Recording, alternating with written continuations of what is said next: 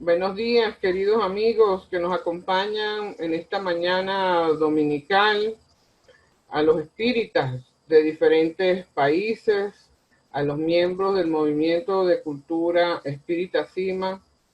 A todos les damos la más cordial bienvenida a este espacio que ha sido diseñado en esta etapa de confinamiento, de pandemia, para la difusión del espiritismo kardecista, laico, libre pensador, humanista y progresista.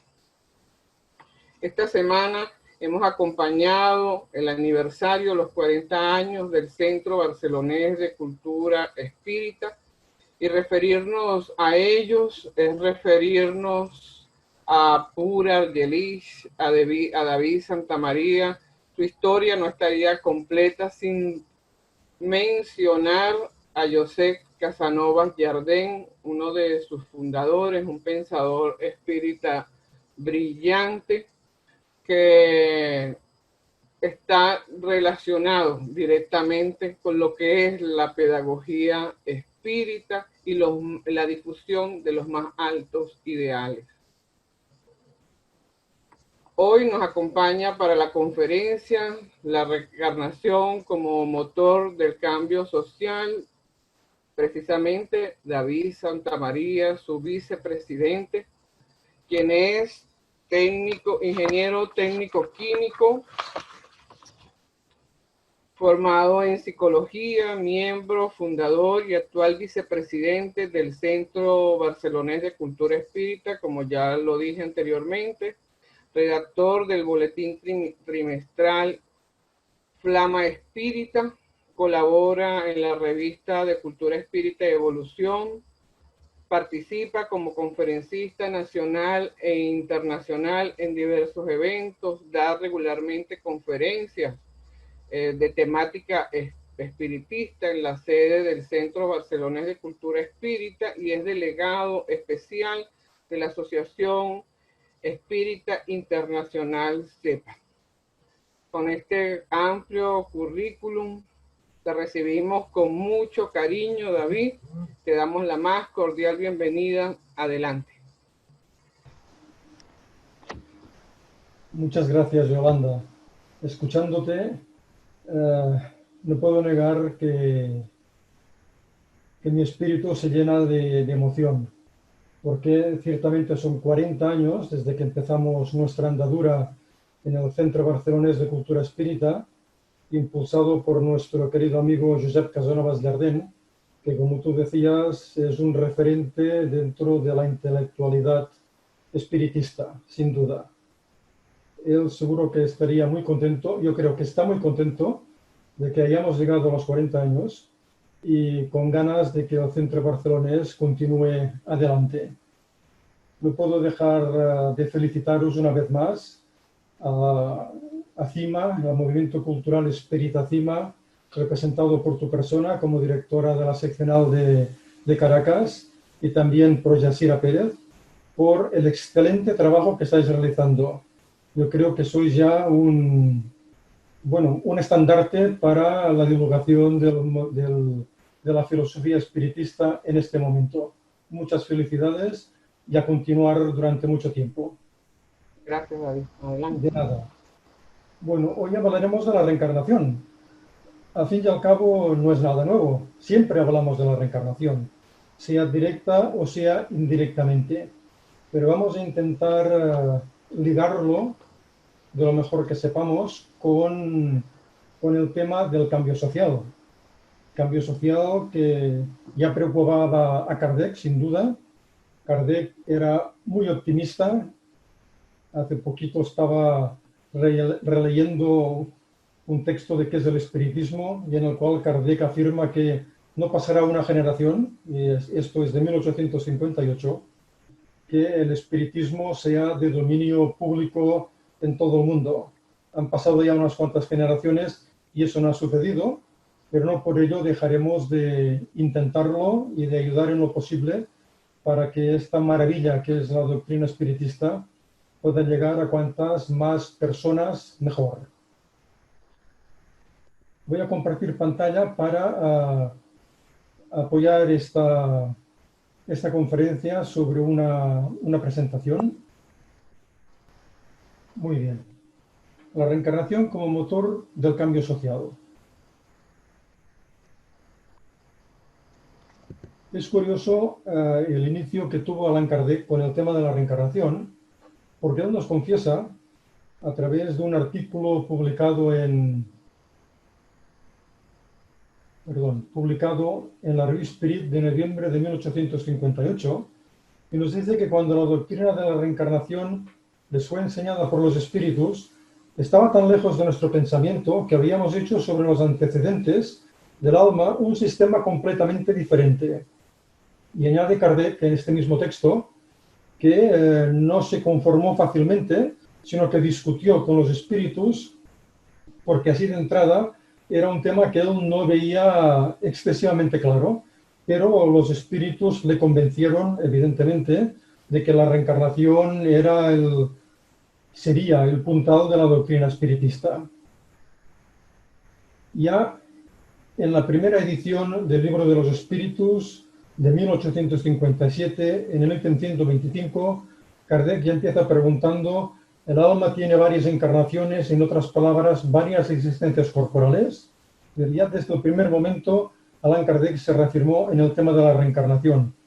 Es muy recomendable el capítulo 4 de la segunda edición del Libro de los Espíritus de 1860, y muy especialmente también el capítulo 5, consideraciones acerca de la pluralidad de las existencias, en las cuales Kardec, en un larguísimo ítem 222, nos muestra su pensamiento sobre la reencarnación. Sin duda, la reencarnación es un tema recurrente, es un tema muy antiguo. No somos capaces de saber cuándo se empezó a hablar de la reencarnación. Pero lo que sí nosotros sentimos es que Allan Kardec puso orden en toda esta cuestión de la reencarnación, como en muchos otros temas que después conformaron la doctrina espiritista. Él puso orden. Afortunadamente era un hombre metódico, inteligente, científico, y que supo ordenar perfectamente todos los conceptos que se vertían sobre la reencarnación. Hay uno de ellos que me gustaría resaltar, precisamente en este ítem 222 del Libro de los Espíritus. Allan Kardec nos habla del dogma de la reencarnación.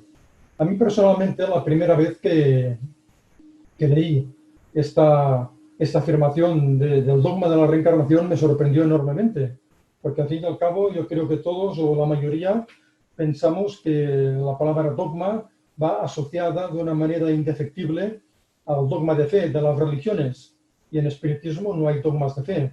En espiritismo podemos discutirlo todo.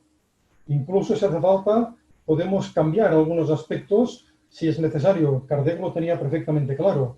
Él ya dijo que el espiritismo ha de caminar siempre con la ciencia para no quedarse rezagado en el progreso. Sin embargo, la palabra dogma, tanto en francés como en castellano, tiene también otro significado aparte del dogma de fe de las religiones, y sería fundamento o puntos capitales de un sistema, ciencia o doctrina. Y verdaderamente, la reencarnación es el punto capital de este sistema, de esta ciencia, de esta doctrina que es el espiritismo. Allan Kardec, en su instrucción práctica sobre las manifestaciones espiritistas, en el vocabulario espiritista, define de una manera magistral, en 5 o 6 líneas, qué es la reencarnación. Es el retorno del espíritu a la vida corporal, nos dice. La reencarnación puede tener lugar inmediatamente después de la muerte o pasado un lapso de tiempo más o menos largo, durante el cual el espíritu está errante, es decir, esperando entre 2 encarnaciones, y puede reencarnarse en la tierra o en otras esferas, pero siempre en un cuerpo humano y no en el de un animal. La reencarnación es progresiva o estacionaria, nunca retrógrada. Aquí lo ha dicho prácticamente todo. Lo más importante, lo más relevante: la reencarnación es progresiva, nunca vamos hacia atrás. Podemos encarnar en otros lugares, pero preferentemente en el planeta Tierra. El lapso de tiempo entre 2 encarnaciones puede ser muy corto o muy largo, dependiendo de las necesidades del espíritu. Allan Kardec tenía un arte para hacer resúmenes, sin ningún género de duda. Pero ¿podemos considerar realmente a la reencarnación como un posible motor del cambio social que siempre en la humanidad anhelamos en todos los momentos de nuestra historia? ¿Podemos considerarlo realmente, este factor reencarnación, como algo determinante en el cambio social? Bueno, vamos a poner un par de ejemplos que nos pueden ayudar a ver que la cosa no está tan clara como nosotros la sentimos, como nosotros la tenemos. Solo dos ejemplos. La India reencarnacionista y el Brasil espiritista. En la India, prácticamente el 80% de su población practica el hinduismo y una de las creencias, uno de los aspectos que acepta el hinduismo es la reencarnación. Sin embargo, no somos capaces de ver cómo este concepto de la reencarnación puede influir de una manera positiva en la situación social de la India. La verdad es que no lo vemos. Ello nos lleva a pensar que la reencarnación no está bien entendida, porque si la tuvieran bien entendida, su situación social debería ser muy distinta. ¿Y el Brasil espiritista? En Brasil hay muchos espiritistas. El último dato que he podido consultar, que es del Instituto Brasileiro de Geografía e Estadística, es de 2010, y dice que en Brasil había en 2010 3,8 millones de espíritas, que representan un 2% de la población. Sin embargo, comprendemos que aunque solo sean un 2%, realmente en Brasil casi todo el mundo sabe lo que es el espiritismo, de mejor manera o de peor manera, pero todo el mundo sabe que el espiritismo es algo que está presente en su sociedad, ya sea como la doctrina espiritista o como otros aspectos que a veces se confunden con el espiritismo, como puede ser la Umbanda o el Candomblé. Y podemos decir también que, hay mucha inmigración de brasileiros al resto del mundo. Por ejemplo, no es nada raro en mi ciudad, Barcelona, andar por la calle y escuchar una conversación en portugués. No es nada raro. Y en los centros espiritistas europeos y españoles y catalanes hay espiritistas brasileños, sin duda. Permitidme explicar una anécdota que me contaba un buen amigo venezolano. El año pasado estuvo en Barcelona y me decía, siempre que encuentro en cualquier lugar del mundo a un grupo de brasileños, decía, me acerco y les pregunto, ¿cuántos espíritas hay en ese grupo? Y me decía, siempre hay 2 o 3, siempre. O son personas que son espíritas o que han oído hablar del espiritismo o que han acudido a algún centro espiritista a tomar un pase, sin duda. Pero, sin embargo, ese contexto espiritista de Brasil tampoco ha significado un cambio social evidente, un progreso social constatable. Estamos muy lejos de aquella expresión de un libro de hace ya muchos años que se publicó en Brasil, que se titulaba Brasil, corazón del mundo, patria del Evangelio. Evidentemente no es ni una cosa ni la otra, pero uno pensaría, si el espiritismo tiene tanta presencia social, debería haber sido capaz de constituirse en un factor de cambio. Eso tampoco, por lo menos desde la perspectiva de una persona que vive en Barcelona, en Europa, tampoco creemos que se haya dado. Entonces, ¿dónde está realmente el motor del cambio social? Porque nosotros sentimos que la reencarnación tiene que serlo. Comprendemos que cuando la reencarnación sea una verdad aceptada por todo el mundo, tiene que haber un cambio. No puede ser de otra manera. ¿Por qué? Pues el conocimiento de la reencarnación no parece, pues, constituir un factor determinante en el cambio social. Me remito a lo que decía hace un momento. porque no se ha entendido bien, porque no se comprende lo que realmente significa la reencarnación. ¿Pero qué entendemos por cambio social? ¿Lo entendemos siempre en positivo? No necesariamente. En nuestro mundo ha habido, hay y seguramente habrá muchos cambios sociales a peor, no a mejor, a peor. Y esto es algo que constatamos en muchas partes del mundo. Sin embargo, el cambio social ascendente, el bueno, el que todos buscamos, el que todos deseamos, el progreso de verdad, comprendemos que es lento, aunque pueda ser evidente su necesidad, aunque anhelemos esa implantación del progreso, del cambio social. Pero el progreso es lento. Ya se lo decían los espíritus colaboradores de Kardec en sus comunicaciones en la Sociedad de París. El progreso es lento, pero es inapelable también. Ya le decían, cualquier obstáculo que se oponga al progreso acabará siendo desmenuzado, pero se necesita mucho tiempo. Hay algunos ejemplos básicos cotidianos que nos ayudan a entender mejor, porque cuando una cosa no se entiende, realmente no se es capaz de salir de ese bucle negativo. Conocemos a personas que fuman mucho, algunas otras que consumen alcohol, drogas. También conocemos esa lácara terrible que es la prostitución. Y sin embargo, a pesar de que se comprende de que todo ello es negativo, no se sale de ello. ¿Cuántas personas hay que tienen el hábito del tabaquismo, que comprenden que ese hábito es malo y que les puede acabar matando, pero que son incapaces de salir de esa situación? Porque realmente no han entendido totalmente que eso es malo y que ellos tienen la posibilidad de dejarlo. No lo han entendido. Sin embargo, hemos de reconocer, volviendo al tema de la reencarnación, que en los últimos años y ya a partir de finales del siglo XIX ha habido grandes aportaciones de excelentes investigadores. Por ejemplo, ¿quién nos recuerda a José María Fernández Colavida? Lo que a veces no se sabe es que quien realizó la primera regresión de memoria fue un espiritista en Barcelona en 1887 llamado José María Fernández Colavida, y que tomó muchas precauciones para que ello realmente fuera un trabajo lo más científico posible, porque una vez él había hipnotizado y había efectuado la regresión de memoria a un sujeto, pedía a otros investigadores que hicieran lo mismo con el mismo sujeto y que intentaran engañarle, que intentaran sugerirle que lo que había dicho antes era mentira. Pero no, el sujeto en hipnosis decía siempre lo mismo.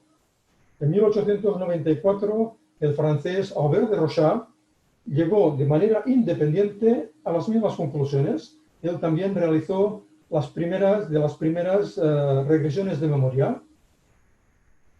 Después, más adelante, ha habido otros investigadores, como el noruego Thorvald Detlefsen, que tal vez no es demasiado conocido, pero que para mí personalmente fue un suceso encontrar su libro.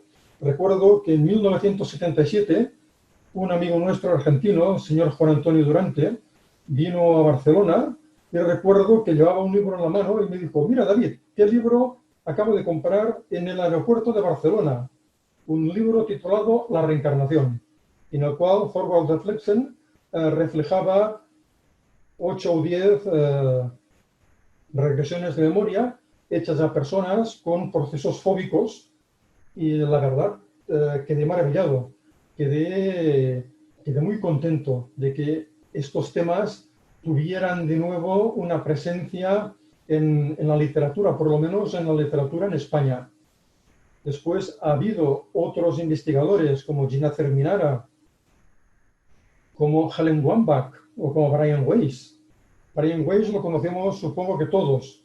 Helen Wambach tal vez no tantos. Fue una psicóloga norteamericana especializada en hacer regresiones a centenares de personas al mismo tiempo. Es algo realmente interesante.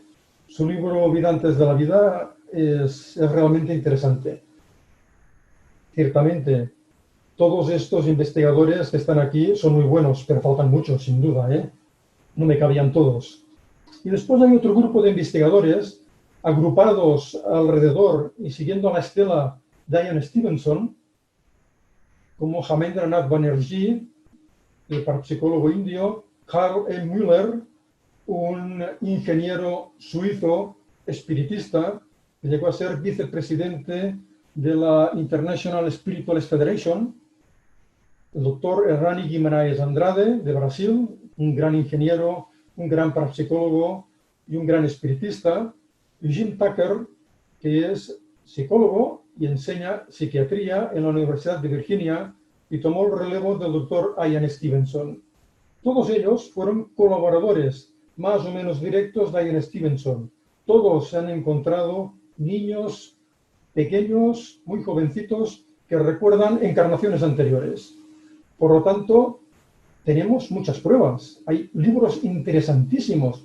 Por ejemplo, un libro de Karl Müller que se titula Reencarnación basada en hechos.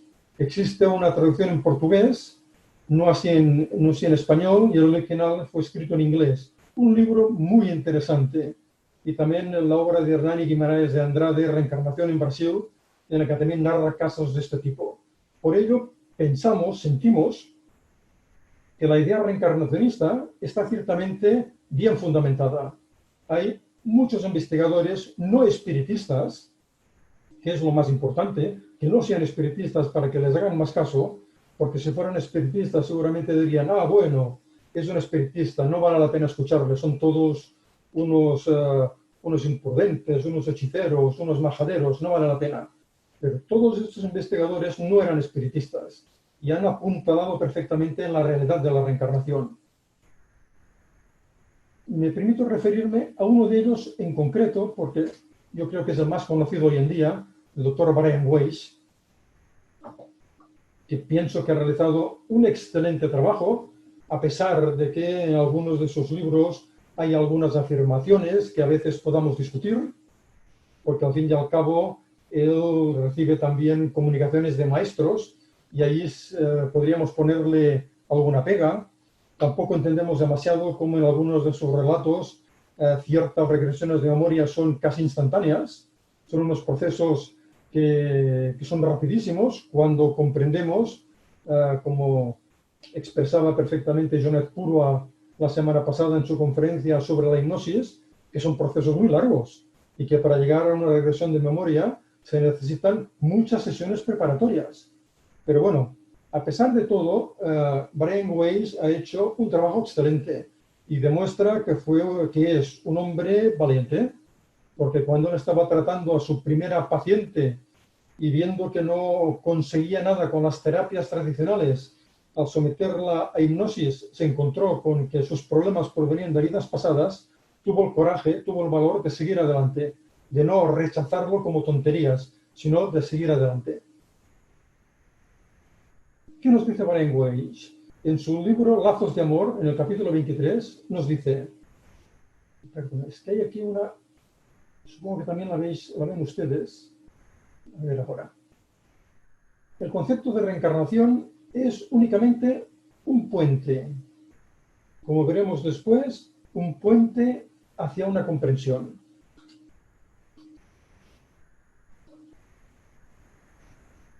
Los resultados terapéuticos que se obtienen al atravesar este puente son incuestionables. La gente mejora, incluso los que no creen en las vidas pasadas. Esto puede ser curioso, ¿verdad? Es muy curioso, pero sucede. Incluso, afirma Brian Weiss, si el experimentador, si el terapeuta no cree en las vidas pasadas, da igual. También funcionará. Es tan potente esta vivencia de las vidas pasadas que es capaz de ayudar a aquellos que las están viviendo en primera persona. Sin embargo, afirma el Dr. Weiss, hay muchísima gente que se queda estancada en el puente en lugar de buscar lo que hay más allá. Es decir, se quedan estancadas en el fenómeno, se quedan buscando los detalles más nimios de lo que han presenciado de sus vivencias pasadas. O a veces se agobian, se se estresan buscando quién han sido en otras encarnaciones, intentando investigar si han sido realmente personajes importantes.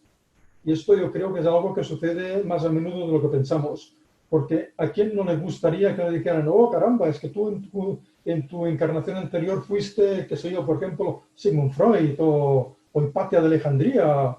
Dirías, caramba, qué belleza, qué bien. Sin embargo, si uno tiene un cierto sentido común, se da cuenta de que esto no es cierto, que esto no puede ser, que esas personas tan preparadas, tan inteligentes, no van a reencarnar en personas normales como somos nosotros. Por lo tanto, hay que ser muy conscientes al respecto de ello, hay que ser muy humildes a este respecto. La reencarnación, continúa el Dr. Weiss, es un puente hacia un mayor conocimiento, la sabiduría y la comprensión. Muy especialmente la comprensión. El conocimiento es importante. La sabiduría, eso es algo que se consigue con muchas experiencias y con mucho tiempo, no simplemente con una regresión de memoria, ni mucho menos. El conocimiento de las vidas anteriores no es necesario para alcanzar esos cambios positivos.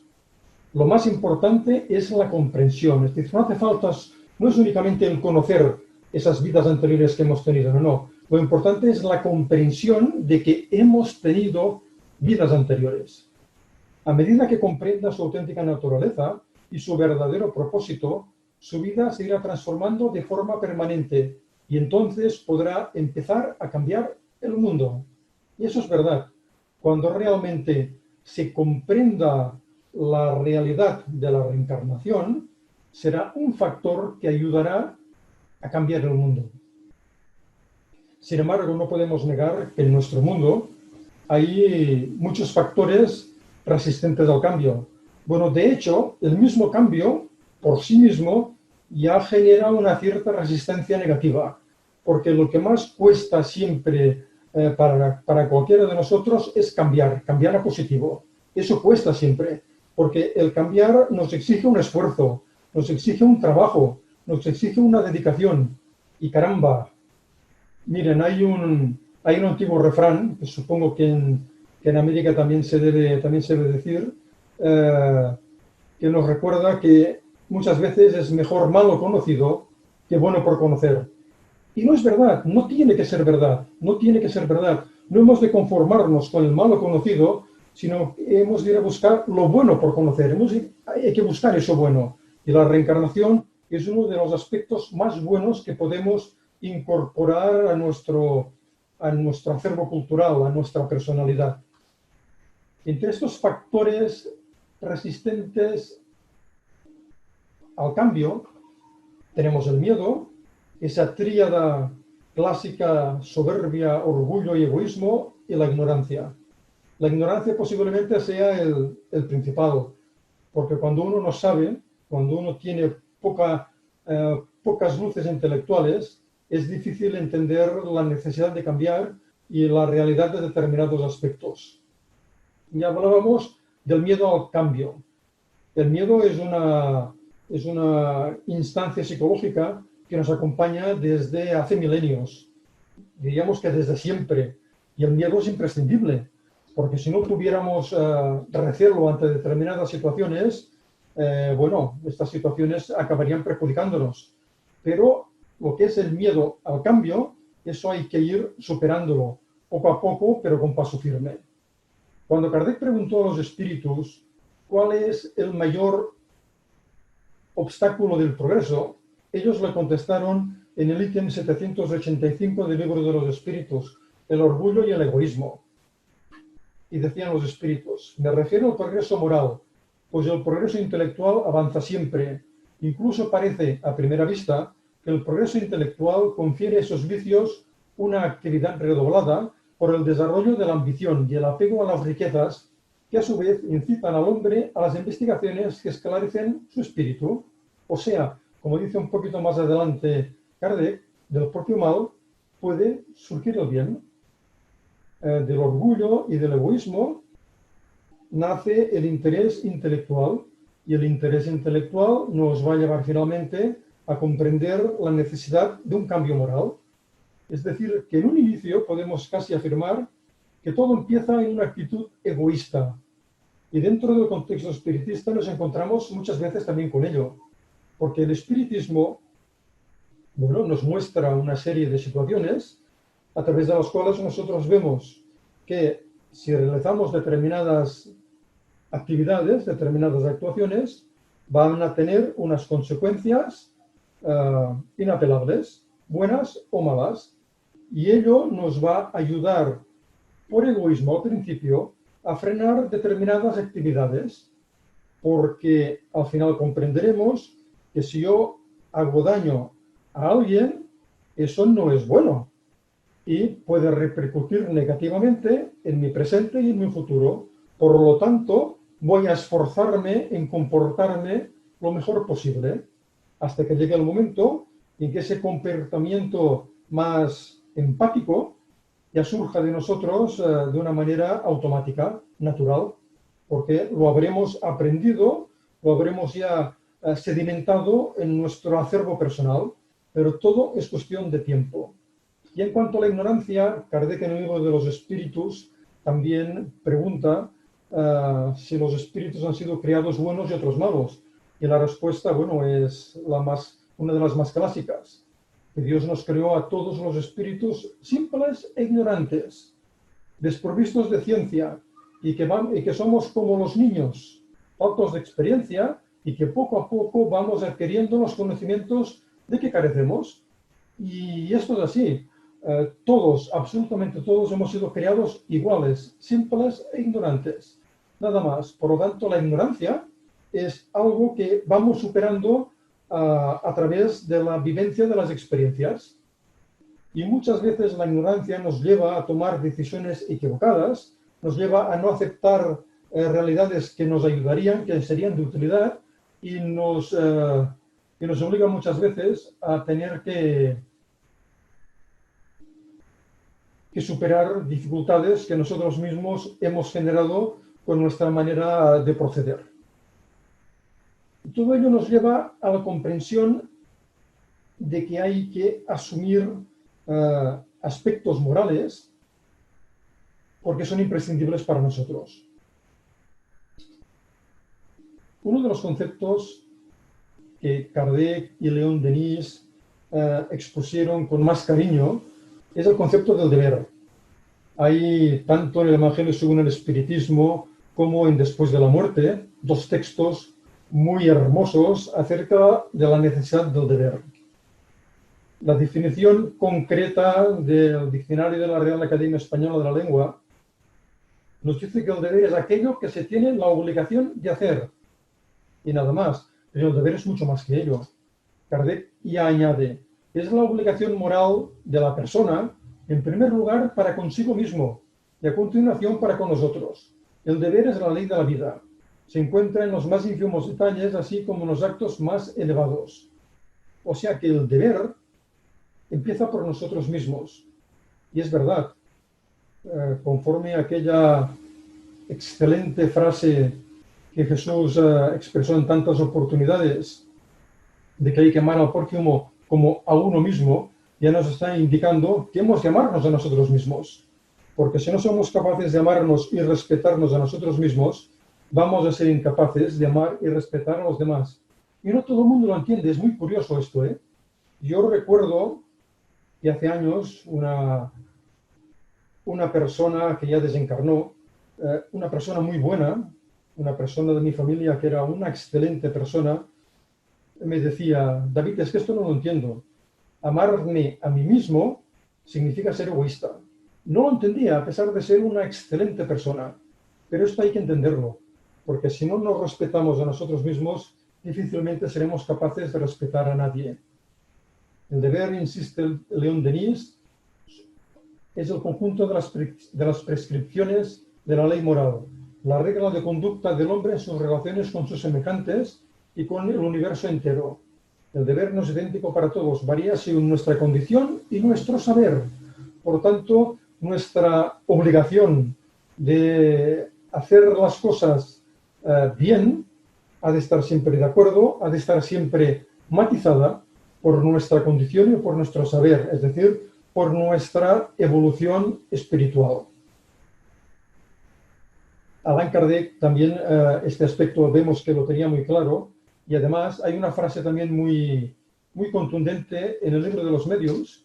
Los espíritus le dicen a Kardec, dice, no olvidéis nunca que el objetivo esencial y exclusivo del espiritismo es vuestro mejoramiento. Es verdad, hemos de aprender muchos aspectos técnicos y filosóficos del espiritismo, pero todos ellos nos conducen al mismo lugar, a mejorarnos moralmente, porque es lo que realmente necesitamos. Si comprendemos la filosofía espiritista, si entendemos realmente lo que significa la reencarnación, todo ello nos conduce de una manera automática, de una manera directa, hacia nuestro mejoramiento. Vamos a ver otra diapositiva en la cual vamos a intentar ver la génesis y la dirección del cambio social. ¿Cómo sería esa? ¿Dónde nacería, dónde debería nacer ese impulso hacia el cambio social?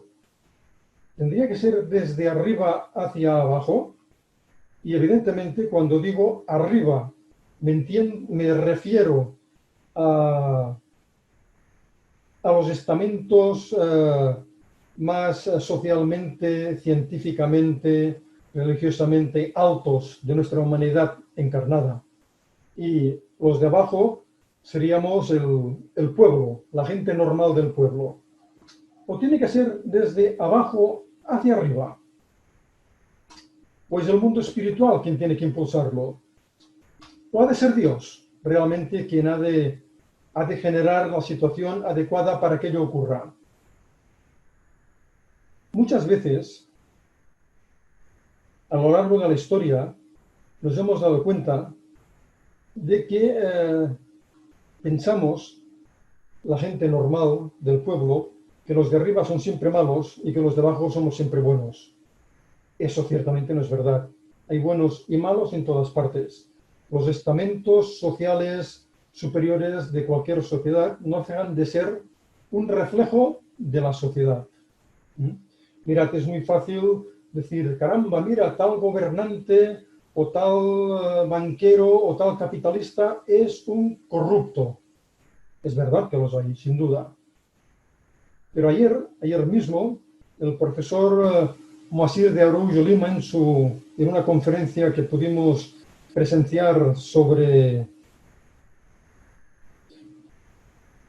su libro dedicado a la cuántica, espiritualidad y salud, ponía un ejemplo que vamos a aprovechar nosotros también en este momento. Él decía, sí, hay muchos corruptos en los estamentos superiores de la sociedad. Sin embargo, y él ponía el ejemplo, dice, hoy en Brasil los gobernantes han dado una serie de ayudas económicas para muchas personas, dice, y muchos las están recibiendo de una manera fraudulenta. Decía, estos también son corruptos. Diremos, hombre, son corruptos, pero en un margen muy pequeño. No. En estos aspectos no hay márgenes. O las cosas se hacen bien o se hacen mal. Y todo el mundo puede entender que si defrauda poquito, es un corrupto. Si defrauda mucho, también lo es. Por lo tanto, en todos los ambientes se dan situaciones equívocas y negativas. Y todos hemos de esforzarnos en hacer las cosas bien. Empezando por los de abajo. ¿Y por qué por los de abajo? Bueno,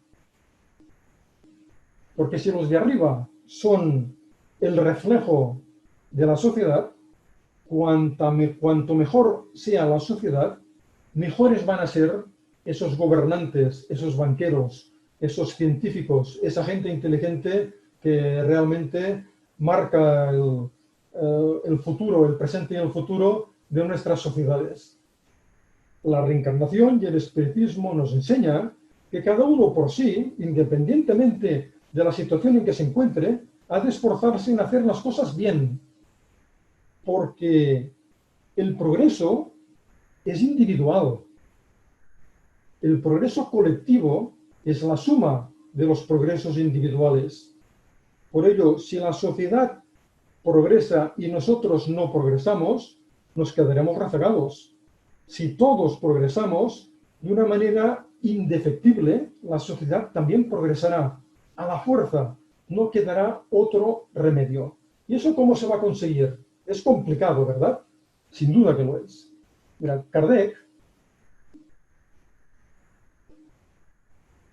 en obras póstumas, tiene un artículo excelente titulado La aristocracia e intelecto moral. En ese artículo nos dice Kardec que la inteligencia no siempre constituye una garantía de moralidad y el hombre más inteligente puede hacer pésimo uso de sus facultades. Por otro lado, la moralidad aislada muchas veces resulta incapaz. Así pues, la unión de estas dos facultades, inteligencia y moralidad, es necesaria para generar una preponderancia legítima, a la que las masas se someterán ciegamente porque les inspirará plena confianza, tanto por sus luces como por su justicia. Pero para que realmente haya una aristocracia intelecto-moral, la parte social normal, como somos todos nosotros, tiene que tener también una cierta calidad moral. Porque si no, aunque se presenten estos espíritus superiores a nosotros, no les vamos a hacer ningún caso. Caramba, no les vamos a escuchar, porque van a ir en contra de nuestros intereses personales, porque nos van a proponer un cambio de paradigma, un cambio de las reglas del juego, que a nosotros no nos van a interesar si todavía seguimos instalados en el egoísmo, en el orgullo y en la soberbia. Por ello, para que realmente haya una aristocracia intelecto-moral, tiene que haber un substrato mejor, más preparado, más concienciado de lo que realmente se está ahora. Antes de pasar a la siguiente diapositiva, me gustaría hacer una referencia a esta fotografía de Kardec, que yo no conocía. Es realmente una fotografía, no es un dibujo, no es un cuadro, es una fotografía que un espiritista y artista brasileño llamado Fernando Lima Ribeiro pudo descargarse desde los archivos de la Biblioteca Nacional de París, y otra artista brasileña, Marina Amaral, lo ha coloreado digitalmente y podemos decir que este es realmente Kardec. Y si nos fijamos, en su piel tiene defectos, tiene verrugas, está tal vez un poco más grueso de lo que vemos en algunos dibujos y algunos cuadros. Este es Kardec. Y debo confesar que me causó, una cierta emoción poder pensar, mira, este es Kardec. Bien, continuemos. La opinión de Deolindo Amorín siempre es importante. Deolindo Amorín, que es un hombre muy poco conocido dentro del contexto espiritista mundial, fue un gran intelectual brasileño. Fue un hombre autor de unos espléndidos libros. Por ejemplo, El espiritismo y los problemas humanos, del que publicó dos versiones totalmente diferentes, uno en 1948 y la otra en 1984. Y en uno de los puntos finales de la edición de 1948 decía: el espiritismo ve en la reforma moral del hombre el punto de partida de todas las reformas sociales. Es decir, concreta en muy poquitas palabras lo que hemos estado diciendo hasta ahora. Si no hay una reforma moral, si no hay un avance realmente en la moralidad de las personas que conformamos la humanidad, va a ser muy difícil que se concreten las reformas sociales. A todos nos gustaría que el cambio fuera rápido, pero los cambios no son rápidos. Y esto Kardec lo tenía muy claro también. En el libro de los espíritus, en la conclusión séptima, nos dice: tendríamos un concepto demasiado elevado de la naturaleza humana si creyéramos que ésta tiene condiciones para transformarse súbitamente por medio de las ideas espíritas. La acción que dichas ideas ejercen de seguro no es la misma ni de igual grado en quienes las profesan. Lógico, ya lo decíamos, los cambios, el progreso, no son instantáneos, no son de una generación para otra, necesitan tiempo, necesitan a veces muchas encarnaciones para ser entendidos por nosotros mismos. Y en la conclusión sexta nos dice Kardec que nos formaríamos una muy falsa idea acerca del espiritismo si creyéramos que extrae su fuerza de la práctica de las manifestaciones materiales, de modo que al poner trabas a dichas manifestaciones se lo podría minar en su base. La fuerza del espiritismo reside en su filosofía, en el llamamiento que hace a la razón, al buen sentido. La mediunidad es muy importante para el espiritismo, sin duda, y en los tiempos de Kardec más todavía, porque a través de las inferencias que Kardec pudo hacer de la enseñanza de los espíritus, fue capaz de conformar la estructura filosófica del espiritismo. Pero, sin embargo, ahora mismo hemos de apoyarnos mucho en la doctrina filosófica y en la doctrina moralista que es el espiritismo. Y no hemos de rechazar nunca los aspectos que la razón nos va dictando y nunca hay que renunciar al buen sentido, aunque a veces, por nuestra propia ignorancia, discrepemos de algunas afirmaciones de Kardec. Pero no pasa nada. Todo siempre es una cuestión de madurez personal. Por eso, la fuerza del espiritismo ha de residir en la razón. En la razón. Allan Kardec, en octubre de 1866, publicó en la Revue Spirit un artículo que después fue uno de los capítulos de la Génesis en el que decía, los tiempos han llegado. Y lo decía en aquel momento, que los tiempos estaban llegando, pero realmente los tiempos no estaban llegando todavía, como ya hemos podido comprobar directamente a lo largo de la historia del siglo XX. La Tierra, al decir de los espíritus, no debe ser transformada por un cataclismo que aniquile súbitamente a una generación.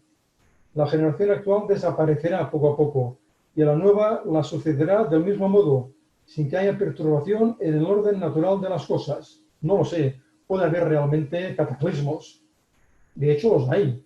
Los ha habido. Y ha habido cataclismos en los que han desencarnado decenas y centenares de miles de personas. Por tanto, ha seguido habiendo cataclismos, no un cataclismo general.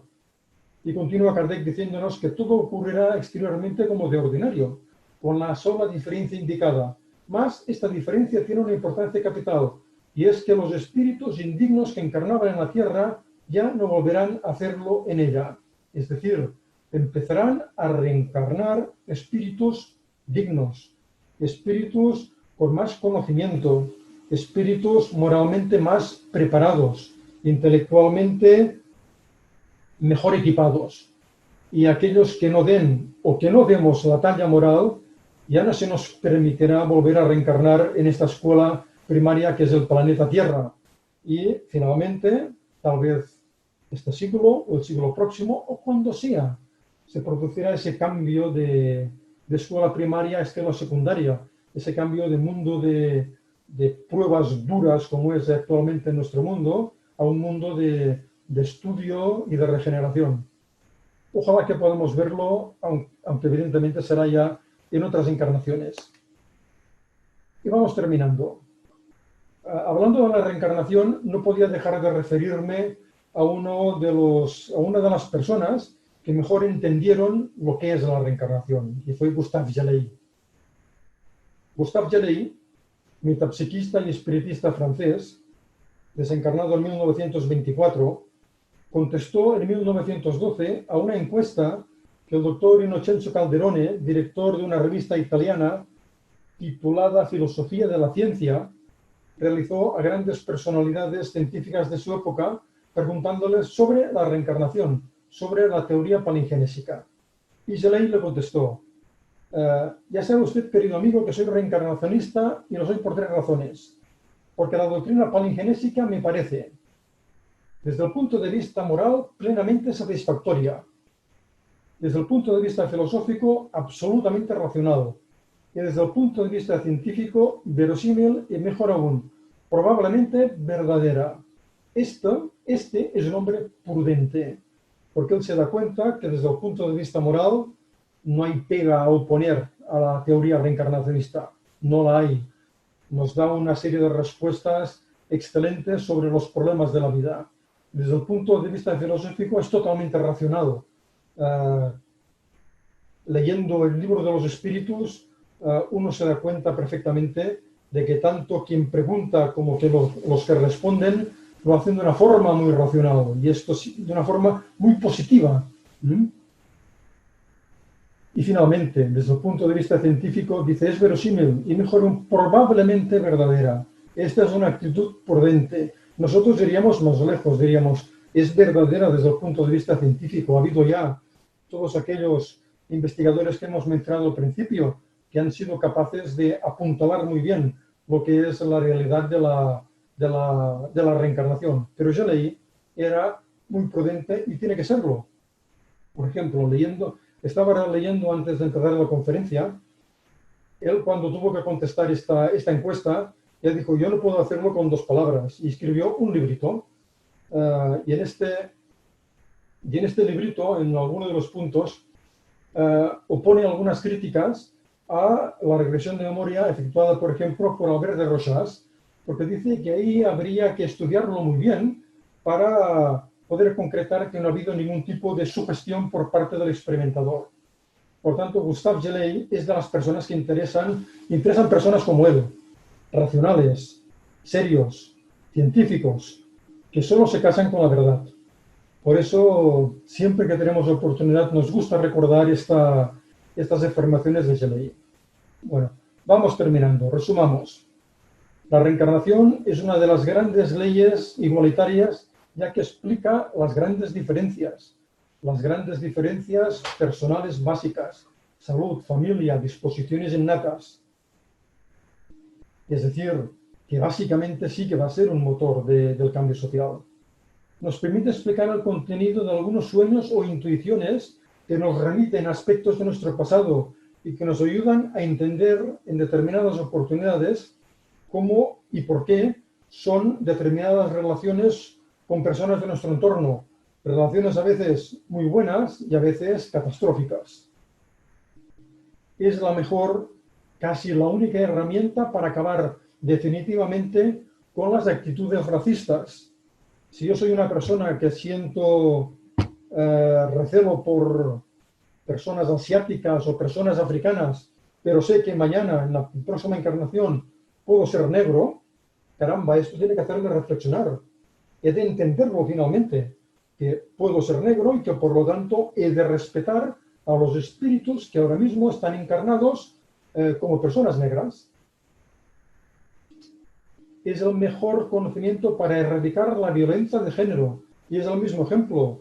Si yo sé que mañana voy a ser mujer, deberé cuidar muy bien a las mujeres de mi entorno, respetarlas, porque así cuando yo encarne como mujer, sea merecedor de ese respeto, me lo haya ganado con mi actitud. Y eso solo nos lo puede enseñar de una manera firme la reencarnación. Es la gran teoría que a largo plazo ha de permitir que las religiones superen sus diferencias entre sí y con la ciencia.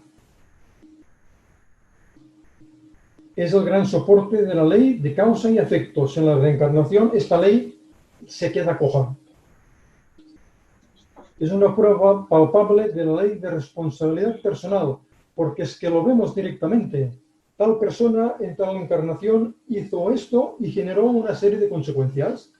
Si estas consecuencias, si estas situaciones no son solventadas en el estado de erraticidad entre 2 encarnaciones, en la siguiente encarnación seguramente nos vamos a encontrar con situaciones que nos van a llevar a superar aquellos problemas que generamos en nuestro pasado.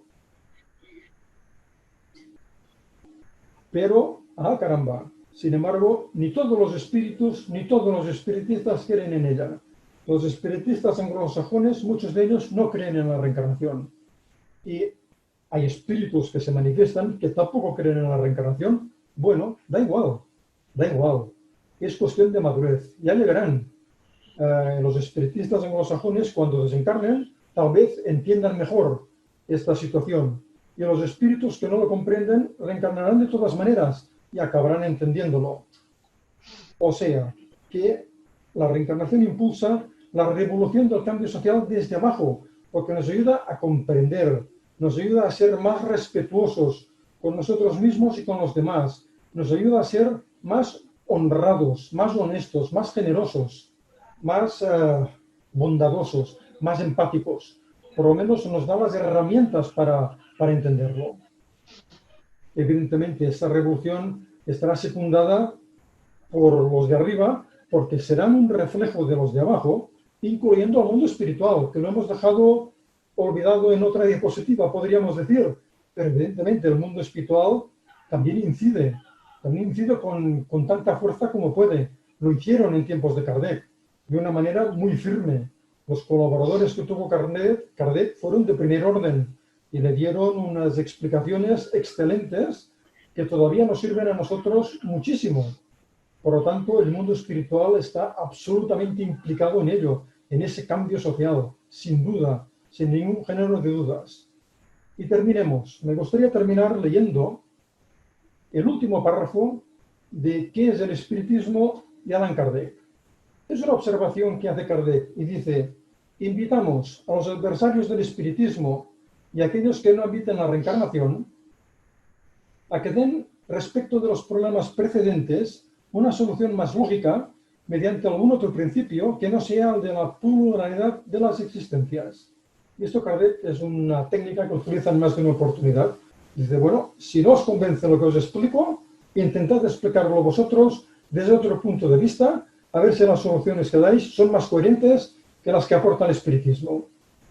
Comprendemos perfectamente que estamos todavía en los escalones más bajos y más oscuros de esa larguísima escalera que es la evolución. Al fondo vemos escalones más luminosos, a los que llegaremos en alguna oportunidad, pero de momento estamos en esos escalones más inferiores y hemos de concienciarnos de que depende únicamente de nosotros llegar a esos escalones superiores. Hay que esforzarse por conseguirlo. Y la reencarnación, sin ningún género de dudas, va a ser un factor importantísimo. Y esa labor que están realizando esos investigadores tan afamados, tan correctos, tan científicos, pues ellos sin saberlo están jugando a favor del espiritismo, están jugando a favor de la humanidad, porque cuando realmente, como decía el doctor Weiss, comprendamos bien lo que es la reencarnación, este cambio social se va a producir de una manera tranquila, automática, normal, sin ningún problema. Pero sin duda todavía nos queda mucho tiempo para llegar ahí. Felicitaciones, David. Ya vamos a dar paso a las preguntas. Ok, aquí está una de José Arroyo. Muy bien. David, te agradezco sobremanera el cómo nos presentas algunas de las consecuencias sociales, éticas y reflexivas que genera la integración de una visión poligenésica, reencarnacionista, en nuestro día a día. El resumen de esta conferencia debe ser compartido, conversado y estudiado. No a la violencia, a la xenofobia, al racismo y a la exclusión. Mi merecido aplauso fue a mí. Muchas gracias, José. Ok. Emily Ventoso. Los hinduistas entienden que la única manera de progresar en todos los sentidos, aunque oficialmente el sistema de castas fue abolido en 1955, en la realidad cotidiana de la India siguen existiendo. Así que pueden mezclarse ni prácticamente interactuar entre diferentes castas. Por lo tanto, no pueden progresar de ninguna manera estando encarnados. Consideran que la única forma de progresar es portarse bien para poder en la vida futura reencarnar en una casta superior. Bueno, ciertamente deben progresar porque las circunstancias de la vida nos obligan a progresar, ¿no? La vida nos presenta siempre obstáculos y circunstancias para que agudicemos nuestra inteligencia y afinemos más nuestra moralidad. Sin duda, como decía Emily, pues esas diferencias de castas han de ser muy complicadas para que realmente se entienda lo que es la reencarnación, porque la reencarnación no puede entender de castas, es imposible. Una pregunta de Rosalía Santos. Querido David, comprender bien nuestras responsabilidades, deberes y tareas nos podría ayudar a aceptar mejor la idea de la reencarnación. Sin duda, sin duda. Si comprendiéramos bien nuestras posibilidades, porque a veces tenemos más de las que nos pensamos, y nuestras responsabilidades, pues seguro que eso nos ayudaría adelantar más, a comprender más en esta encarnación. Pero como he intentado recalcar en esta conferencia, el cambio siempre es difícil. Cambiar siempre cuesta, porque cambiar significa esforzarse. Cambiar significa muchas veces un salto en el vacío. Y uno siempre tiene recelo de saltar en el vacío por si allí no hay nada. Pero llega un momento hay que dar ese salto, hay que atreverse a cambiar nuestra manera de pensar y aceptar otras realidades. Y el espiritismo nos ofrece un abanico de posibilidades enorme. Una pregunta de Euridice Guaramato. Saludos, señor Santamaría, desde Caracas, Venezuela. Gracias por su conferencia tan clara y directa. Le pregunto, ¿cómo se puede ser espírita sin creer en la reencarnación? Muy buena pregunta. Yo creo que no se puede. De hecho, los espiritistas anglosajones, asimismo, no se llaman espiritistas, se llaman espiritualistas. El problema más bien lo tenemos nosotros, porque cuando traducimos libros y artículos del espiritualismo anglosajón, acostumbramos a traducirlo como espiritismo. Solo pondré un ejemplo.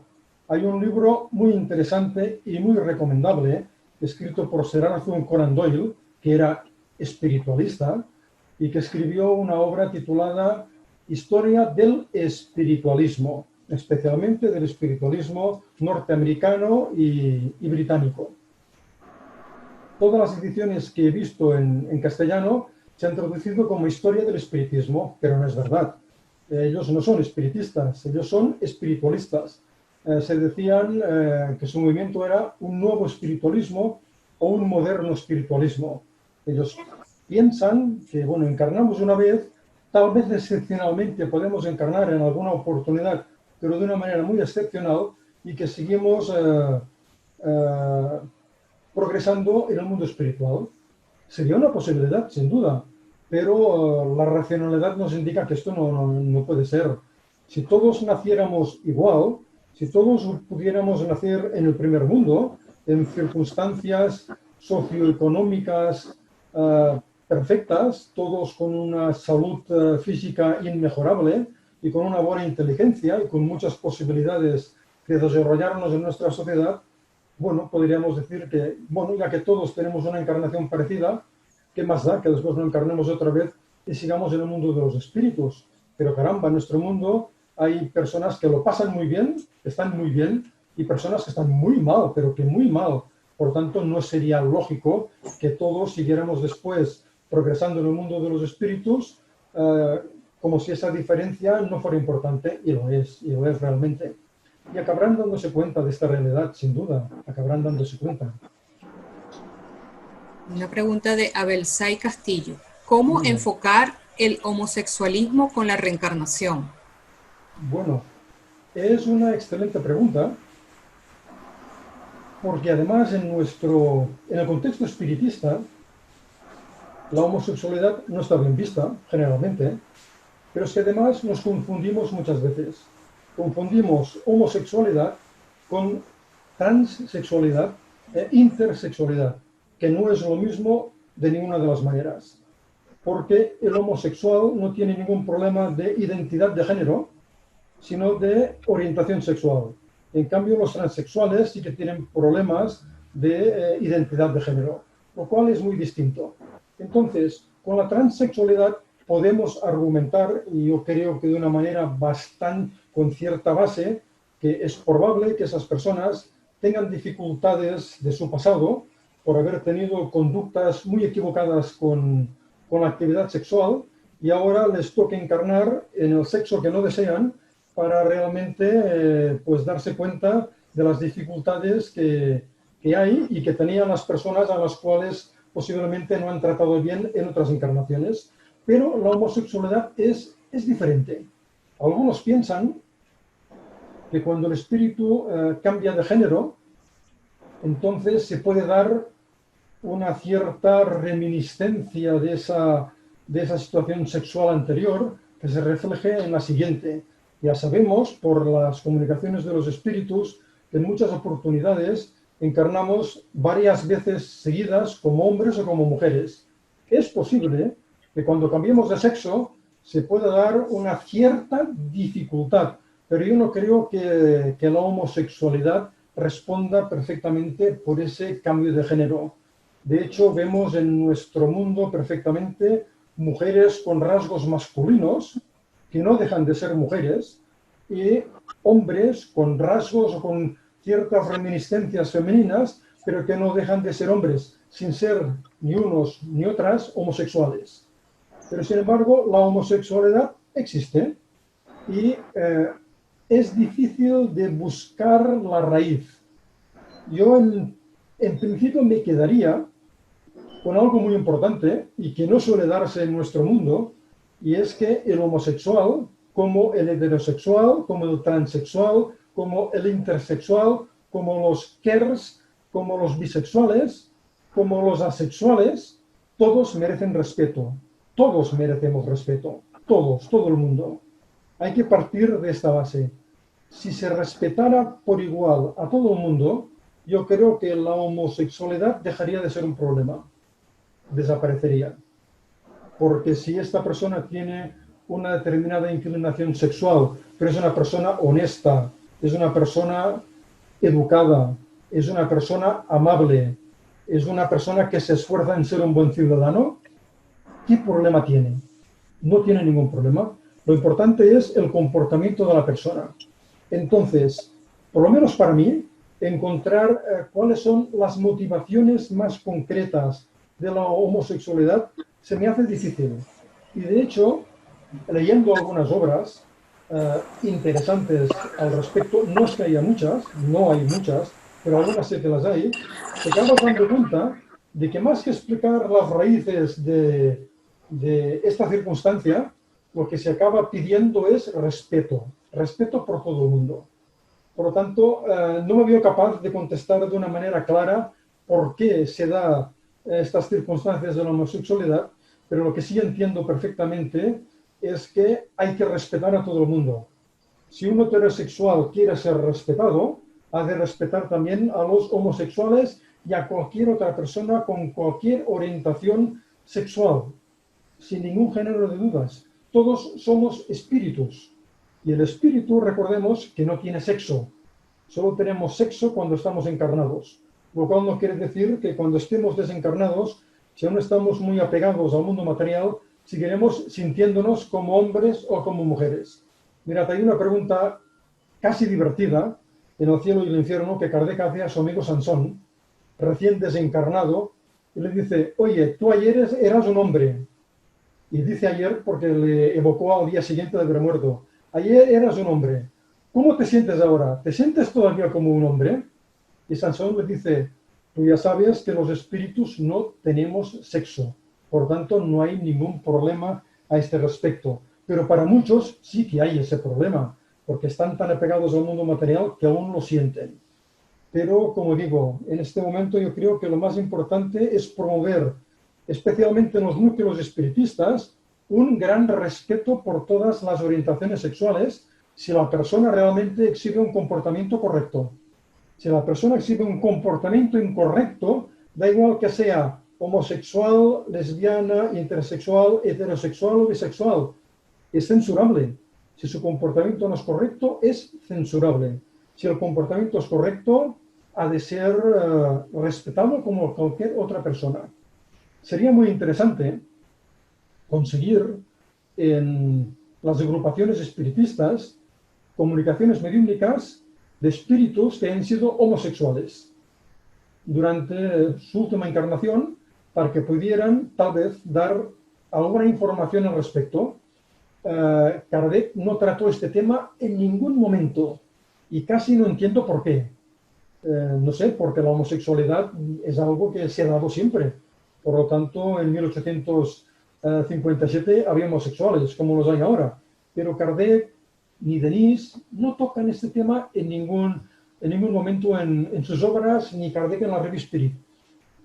En fin, sería muy interesante que pudieran haber estas, por ejemplo, estas indagaciones. Podría ser realmente un reto de trabajo para las instituciones espiritistas de indagar, de solicitar si se pudieran manifestar espíritus que han sido homosexuales en su última encarnación. tal vez de esta forma podríamos llegar a entender un poquito mejor cuál es la génesis de la homosexualidad. Te voy a hacer una de Yacira da Silva, que está en portugués, por eso te Muy la bien. voy a hacer yo. Muy bien. Sabemos que el progreso es individual y que ni los mismos padres consiguen transferir a los hijos la evolución alcanzada.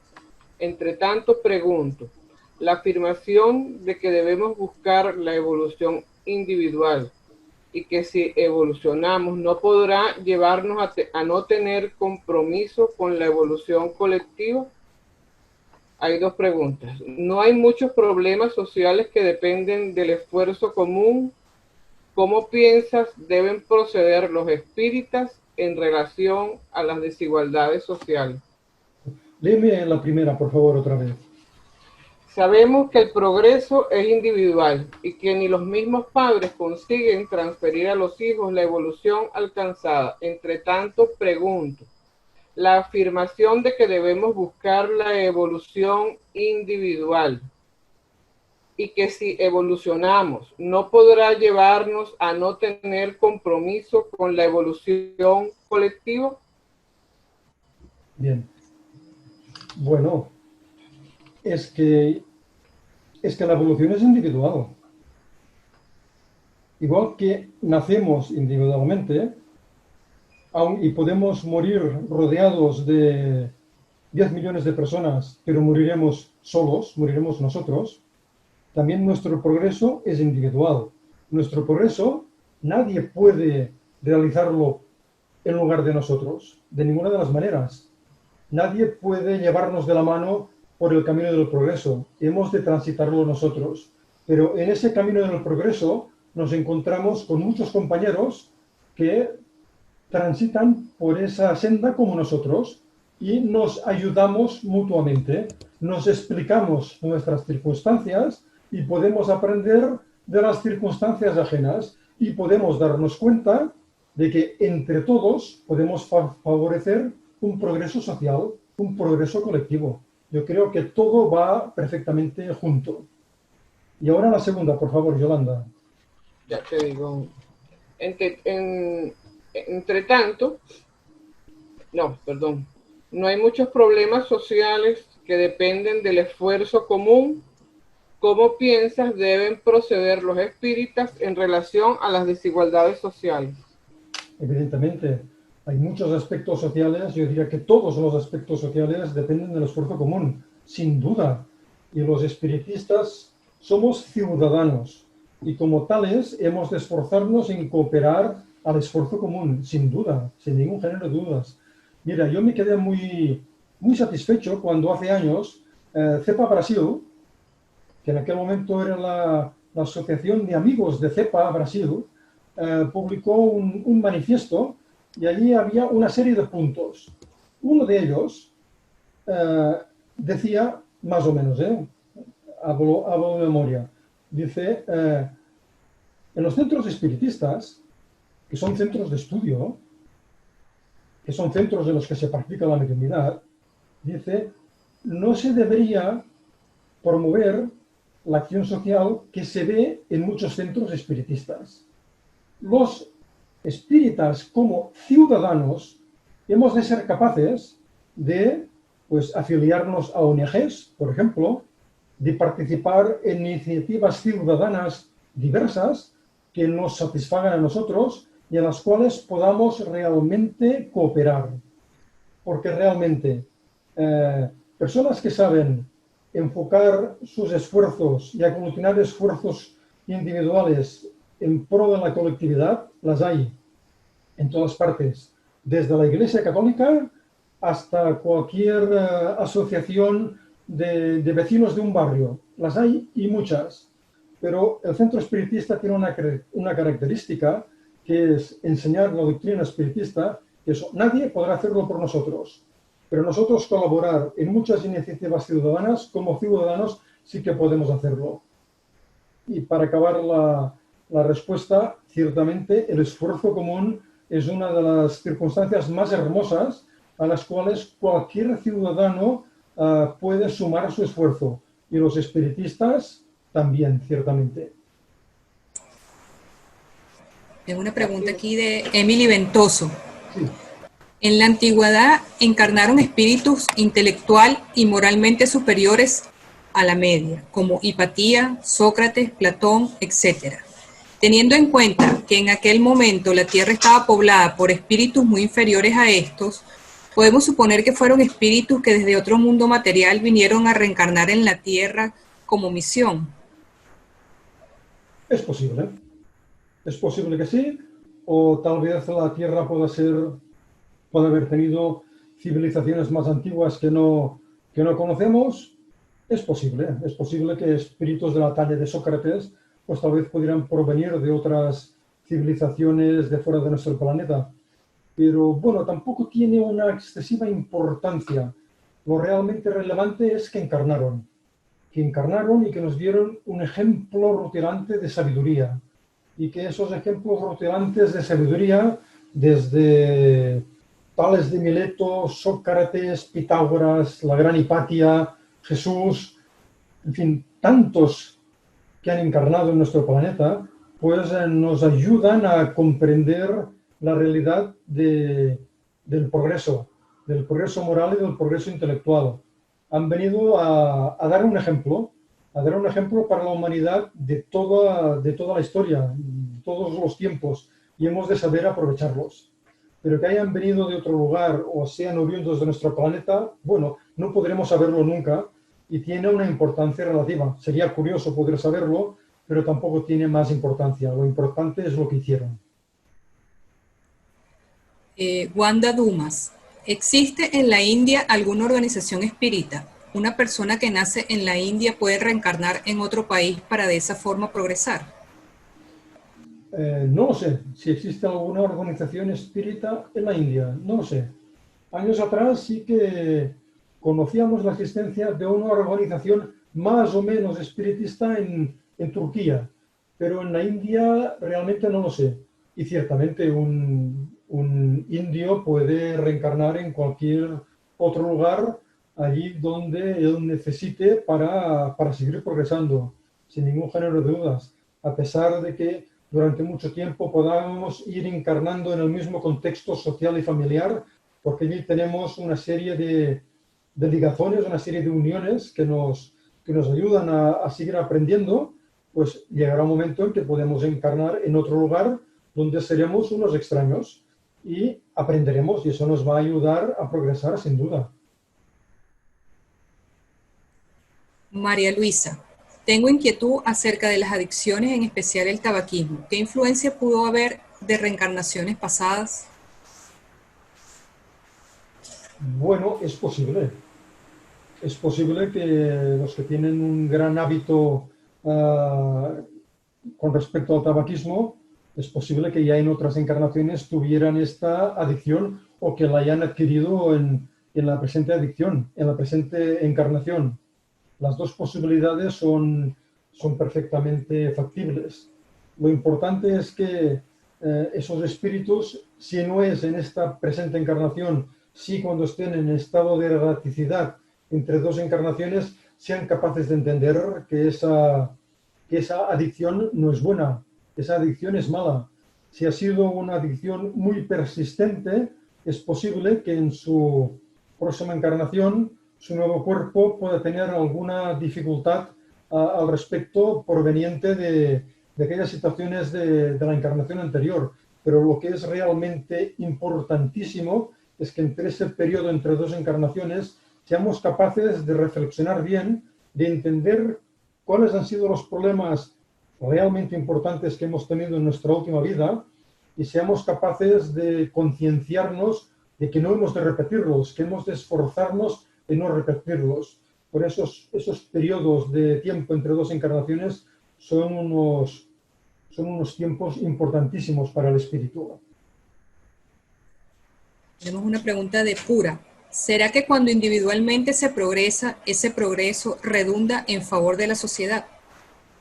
Yo creo que siempre, porque cuando uno progresa individualmente, pues también, digamos, irradia ese conocimiento un poco superior hacia los demás.